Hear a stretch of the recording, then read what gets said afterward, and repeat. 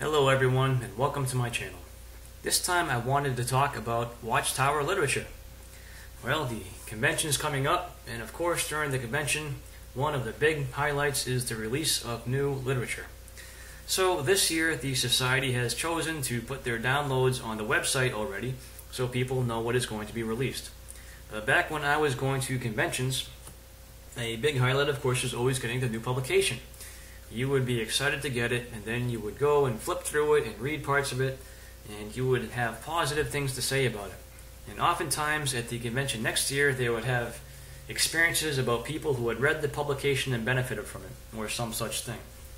But there comes a point at which you begin to realize that most of the publications that released are exactly the same as each other. I realized this at points going all the way back to the 80s. But there's not very many subjects that they actually cover, or all their subjects in their publications boil back down to a few very simple points. And the rest of it is just kind of supporting information for those few very simple points. So the thrust of their publications is that Jehovah's Witnesses are the true religion, they're God's channel of communication. If you want to survive Armageddon, you have to be one of Jehovah's Witnesses. You have to study the Bible, you have to study Jehovah's Witnesses publications, you have to attend their meetings, you have to engage in field service, which means going out and bringing people Watchtower publications. Those are the core teachings. Everything else in their publications directs you back to those core teachings. For example, they have advice for families, and they have a family book. So how do you go about having a family? Well, when you're looking for a marriage mate, you have to look for someone who's going to be a spiritual mate. So you have to make sure they have the right spiritual qualities first. That's the most important thing.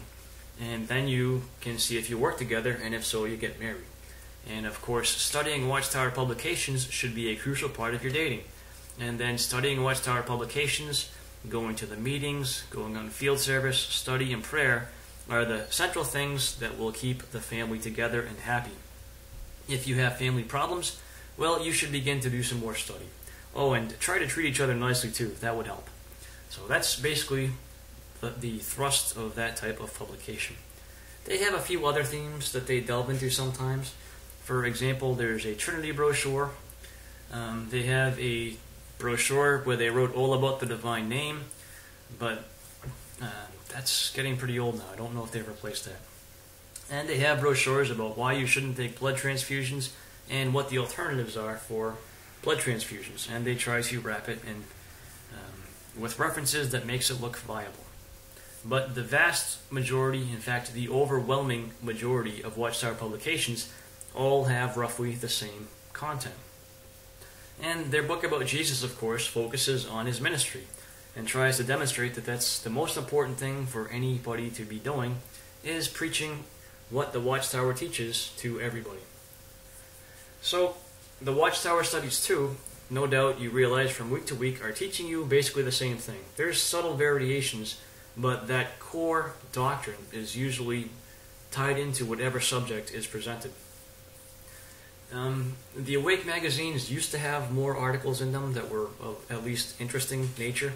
Now it's been cut back so low there's really not that much that's in the Awake. But basically, the Watchtower Literature gives you the same thing month after month, year after year, decade after decade. Of course, when New Light comes along, there's changes. If you go back far enough, which, well, not that far, maybe to the 70s, the literature used to have a lot more, almost history in it. They would go to pains to show how historical events corresponded with their interpretation of biblical prophecy. That has become less and less because their interpretation of history and how it relates to Bible prophecy continually changes. In fact, that has not been a very big feature in most of the recent literature. But what exactly is the point of this? Having the same thing repeated so often, month after month, year after year, decade after decade.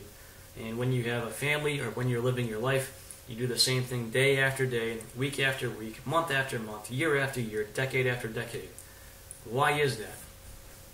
Well, there was a statement made by an individual named Vladimir Lenin in the early 1900s, and it was used by, I believe, Joseph Goebbels, or whoever the Nazi propaganda minister was. And that statement was, "The lie repeated often enough becomes the truth."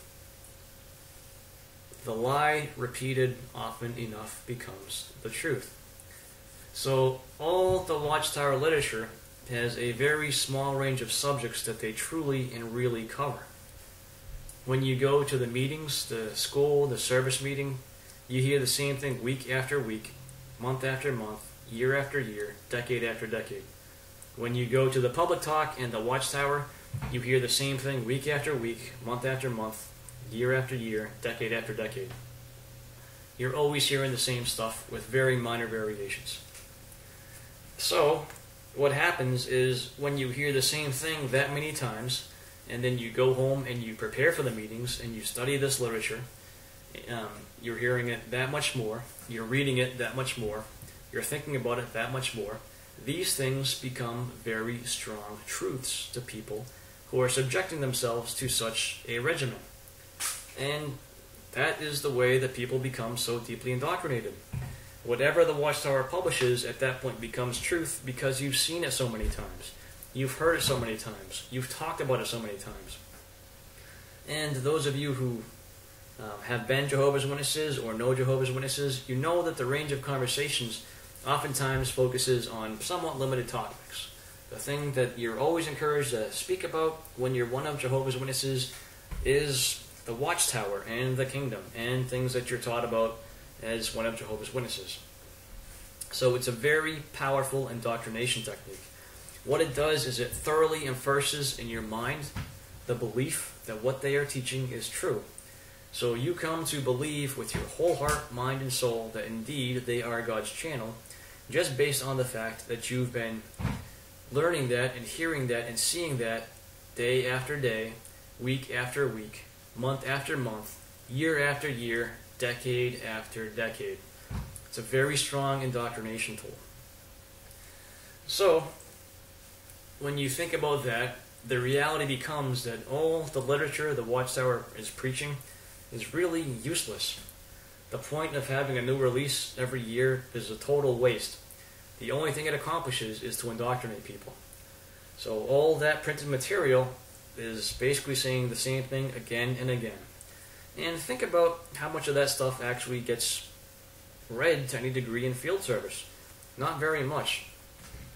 So the Watchtower Corporation is basically printing the same thing in a number of different packages on a massive scale. And most of it, to be honest, is not even being read. A lot of it probably not even by the real Jehovah's Witnesses. They've already probably tuned out. They just go to the meetings for another indoctrination session, and they don't pay all that much attention. But there are some interesting things. So since they write so much, they put themselves in a precarious situation. And that is that you can easily demonstrate places in the past where they have said things that have not been true and where they have overstepped their authority. And the Insight book, for example, is a great place to do that. You can utilize that to show some pretty powerful things about them and about what they're really saying. And that's quite interesting. But that's just kind of a thought about the literature. So people will go to their conventions, they'll get the literature, which now is going to be downloaded, probably to save money for the organization, because it seems that they're shifting all their money into building efforts. Instead of following Jesus' advice and counting the cost before they started something, then realized they didn't have any money, so they asked their followers to give them money, despite the fact they've told their followers to make sure and keep a simple life where you can't earn that much money. So, I don't know how long that strategy is going to last for them, but I can't imagine it's going to last too long, but who knows. So that's my thought about Watchtower literature. I've seen it over the decades, and I realized over the decades that it was the same thing. So when you come to this realization, you don't really have to study the Watchtower to be ready for the meetings. You can literally take 3 seconds and glance over it and know exactly what it says, because it says the same thing as the one you just studied last week, or the week before, or the week before. Same thing with the Kingdom Ministry parts. They all basically say the same thing.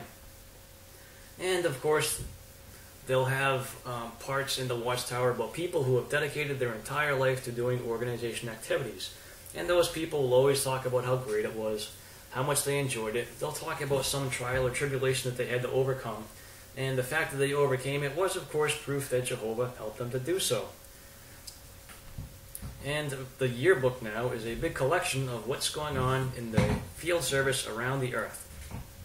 So that's another thing that they keep repeating, is all these experiences of people who serve Jehovah with everything they have, and there's always experiences about people who used to do something bad, something horrible, but they found the truth with Jehovah's Witnesses, and now they've turned their life around. So that's another big driving force in the literature. So that's what you would call testimonials. The Watchtower offers lots of testimonials in addition to sharing their core teachings again and again and again. So those testimonials again serve to build faith that what people are seeing is the truth. And a lot of that is because of the repetition. The stories are all the same. They just have different people, different names, different places, and the trials they went through are different. But what they were doing is the same. The results are the same. It's just the minor details that are different. So that's another way they're repeating the same exact information again and again and again and again. So as they progress, their beliefs change with the times, because they change their beliefs quite regularly.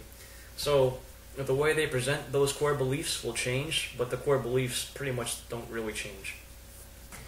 So that's why all the Watchtower literature is basically repetitious. But that's my thought for today.